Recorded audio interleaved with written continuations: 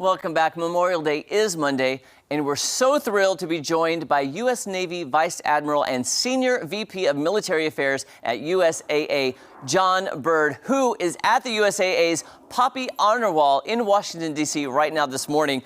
Good morning. Thank you for your service, and thank you for what you're doing for Memorial Day weekend. It's good to see you again. Good morning, and thank you for having me. It's a real pleasure to join you and talk about our Poppy Wall of Honor. So go ahead and fill in our viewers. You joined us last year, but you're there live this year, which is amazing. Tell us about the Poppy Honor Wall. Will do. We've been here now 4 years. Actually, we had a 6-year run. We had to take a 2-year break for the pandemic. But this is our 4th time to be actually on the mall. I'm right here next to the reflection pool at the foot of the Lincoln Memorial. The wall behind me is 133 feet long, 9 feet high, and filled with 645,000 synthetic poppies, representing the men and women who gave the last full measure so that we can enjoy the liberties and the freedoms that we so cherish. They died, that's the number of men and women who died since World War I. And on the back side of the wall are information and highly educational panels that tell people who visit us about the people that were lost in World War I, II, Korea, Vietnam, and on through. So it's a very informative, inspiring, and emotional visit. Wow. Absolutely. It's so beautiful. And can you tell us, how did the poppy come to symbolize those we've lost? Yeah, that's a great question. In World War I, an Army doctor in the Canadian service witnessed one of his friends being buried in Flanders Field. And he noticed as he was being buried all the red poppies growing among the white crosses.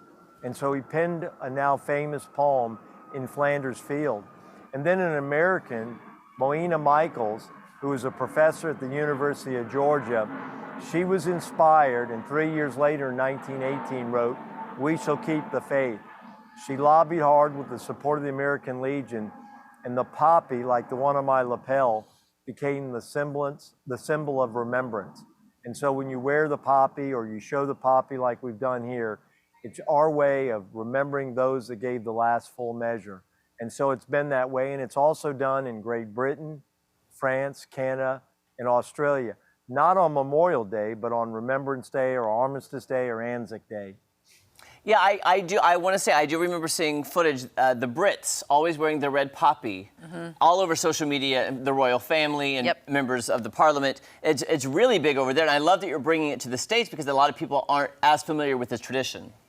That's right, and in Great Britain, they use it on November 11th, what was Armistice Day of World War I, and now our Veterans Day. We, of course, have Memorial Day, but in both instances, it's remembering the men and women that died for us, died for our country. Could you tell us a little bit more about the hashtag Poppy in Memory and what that means? Sure. So one of the panels we've had this year is reflecting social media as people put stuff on there. So if you go to Twitter or to Instagram and you go hashtag Poppy in Memory, you can give your own posting about a story you've heard, a personal accounting, how you reflect on Memorial Day, and it appears on that wall as well as social media. So this gives people who can't come to the nation's capital, can't come out here on the mall and see the Poppy Wall, a chance to interact, and more importantly, to reflect and remember the importance of Memorial Day beyond being the first day of summer or all the sales that go on. Quick question, Vice Admiral. What is the mood like there? It's got to be a different experience seeing it in person, and it must stir a lot of emotions. You must see a lot of people very emotional about seeing it in person in Washington, D.C. Yes, we do. We have folks that come up, and those that didn't know about the poppy. Of course, they're inspired, and they see all this, and they say, wow, Memorial Day, I should have known. And then, as you suggest, there are people who come up, Vietnam veterans, those from the Gulf War, Afghanistan and Iraq, and they've lost someone, a friend, a family member, and so they realize one of those poppies in there is for that person.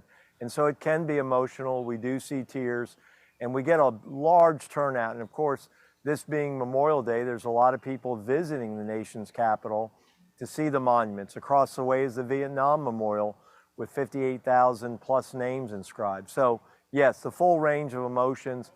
all of them very good, and so glad we can be a part of it. Well, thank you so much for your time. We appreciate you. And if people want more information, is there a way to find out more about the poppy and what you're doing? Yes, go to usa.com/Memorial Day. It will show you the wall. It will show you ways to dedicate. It's very informative, and I recommend they do that. Thank you so much for your time. And thank you for your service, sir. Yes, happy Memorial Day weekend. Yes, thank you for having me. Thank you. Okay, coming up, big brothers, big sisters will be in joining us, so don't go anywhere. That's fascinating to learn about that. I see the Great Brits do that all the time.